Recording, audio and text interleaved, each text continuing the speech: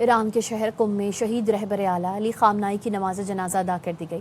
نماز جنازہ میں لاکھوں افراد، اعلیٰ سرکاری حکام، مذہبی شخصیات اور مختلف شعبہ ہائے زندگی سے تعلق رکھنے والے افراد نے شرکت کی۔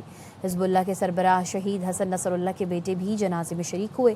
نماز جنازہ معروف عالم دین آیت اللہ جوادی عاملی نے پڑھائی۔ اس موقع پر سیکیورٹی کے سخت انتظامات کیے گئے۔ شرکا نے مرحوم کی دینی، علمی اور قومی خدمات کو خراج عقیدت پیش کیا۔ مزید بتا رہے ہیں ہمارے senior anchor person Wasim Badami. جی وسیم۔ نماز جنازہ شہید سید علی خامنائی ادا کر دی گئی ہے اور یہ شہر قم ہے۔ قم شہر نے تہران سے مختلف، تہران سے زیادہ جذباتی اور تہران سے زیادہ ناقابل یقین مناظر رقم کیے ہیں، اور یہ میں کیوں کہہ رہا ہوں؟ اس لیے کہ نماز جنازہ ہم نے یہاں سے کور کی، اس جگہ پہ کھڑے رہ کے۔ نماز جنازہ مسجد جمکران میں ہونا تھی اور وہیں پر ہوئی۔ یہ مسجد جمکران نہیں ہے، مسجد جمکران اس طرف ہے، یعنی اگر یہاں سے پیدل اور آگے چلیں تو مسجد جمکران آئے گی، جو کہ رات کو ہی مکمل طور پہ بھر گئی تھی لاکھوں نمازیوں سے۔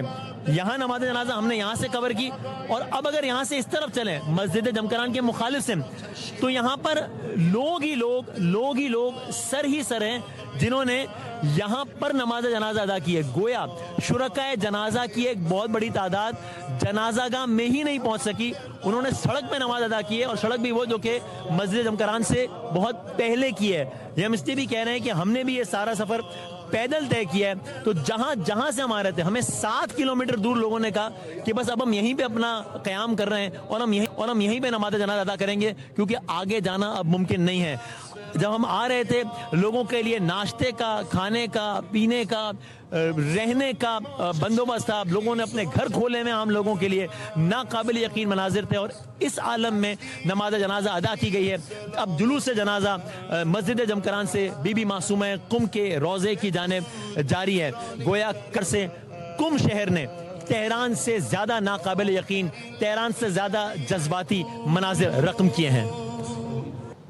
شہید رہبر کے لیے تعزیت کرنے پر پاکستانی حکومت کا شکریہ ادا کرتا ہوں۔ ایران کے سپریم لیڈر مجتبیٰ خامنائی کے سسر اور مشیر ڈاکٹر غلام علی حداد عادل کی AOI نیوز سے خصوصی گفتگو۔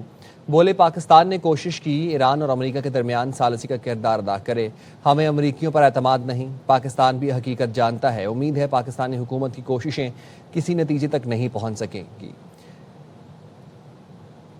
ڈاکٹر غلام علی حداد عادل شہید رہبر اعلیٰ خامنائی کی بھی مشیر تھے۔ نیوز کی ٹیم اس وقت تہران میں موجود ہے کوریج کے لیے، اور ہم بہت شکر گزار ہیں، ہمارے ساتھ قبلہ آغا ڈاکٹر غلام علی حداد عادل صاحب موجود ہیں۔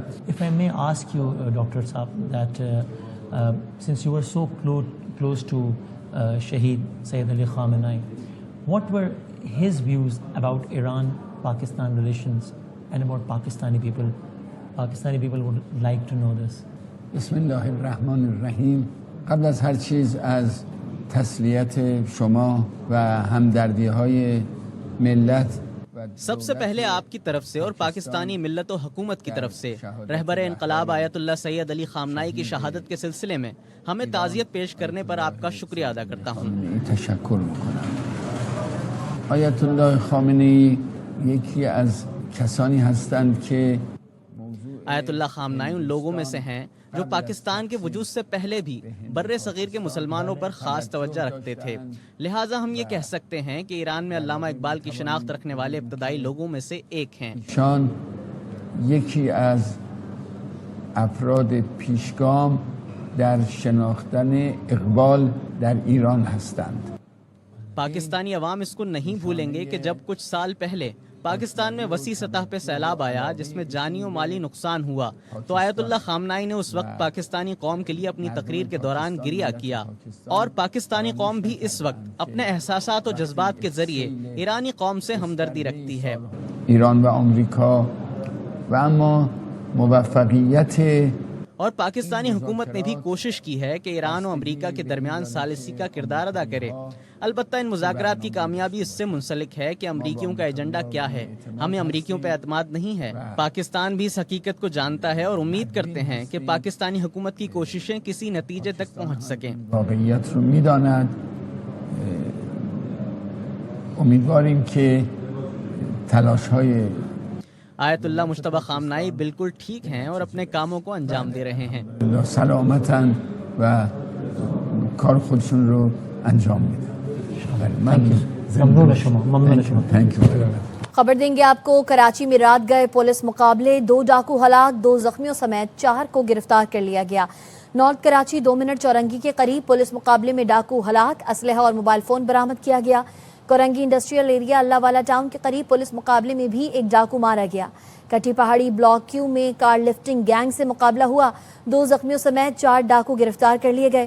مشتبہ کار سواروں کو روکنے کا اشارہ کرنے پر ملزمان نے پولیس پر فائرنگ کر دی.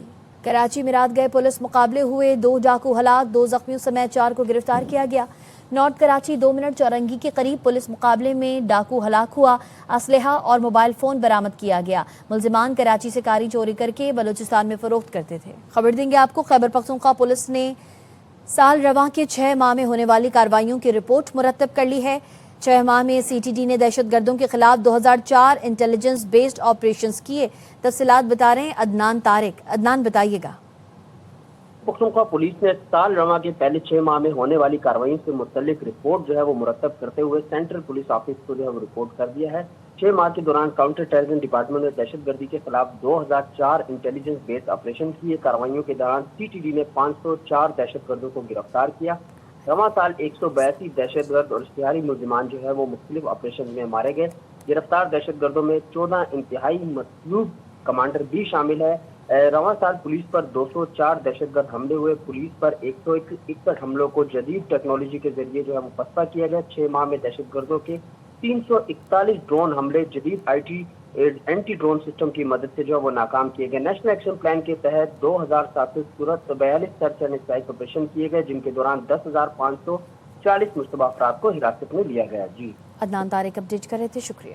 کوٹ ادو سے 2 روز قبل لاپتہ ہونے والی لڑکیاں لاہور سے بازیاب کرا لی گئیں.